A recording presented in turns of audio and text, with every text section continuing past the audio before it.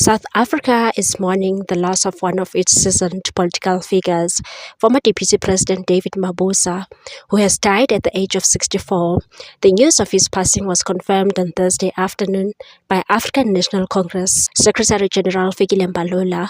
Taking to social media platform, Mbalula described Mabuza as a great leader who dedicated his life to the service of South African people. He said, "It is with deep sorrow and a heavy heart that we learn of the passing of former Deputy President of the Republic and stalwart of our movement, Comrade David Tabede Mabuza.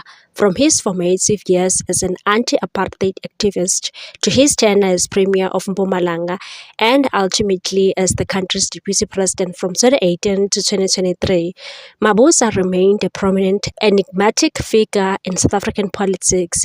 He would have turned 65 on August 25. Mbalula said Comrade Mabuza dedicated his life to the service of the people of South Africa. He was a committed cadre who carried the values of unity, discipline, and transformation, known affectionately by some as the Cat for his political survival skills. Mabuza's career was marked by loyalty to the ANC and a sharp ability to navigate internal party dynamics. He played a pivotal role in Cyril Ramaphosa's rise to the presidency at the 2017 ANC elective conference and subsequently served as his deputy.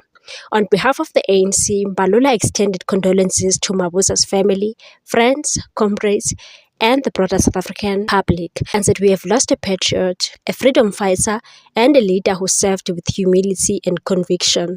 May his soul rest in peace, and may we honor his legacy by continuing the work of building a united, non-racial, non-sexist, democratic, and prosperous South Africa."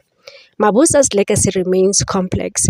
While praised for his grassroots influence and efforts to stabilize internal party divisions, his name was also often linked to controversy, particularly around allegations of patronage and provincial corruption, claims he consistently denied. As tributes pour in from across the political spectrum, South Africa reflects on the life of a man who, for better or worse, shaped a significant chapter in the nation's post-apartheid journey. Funeral details have not been announced. May his soul rest in peace. What's your take on this one, people? Thanks for watching. Please subscribe for more news.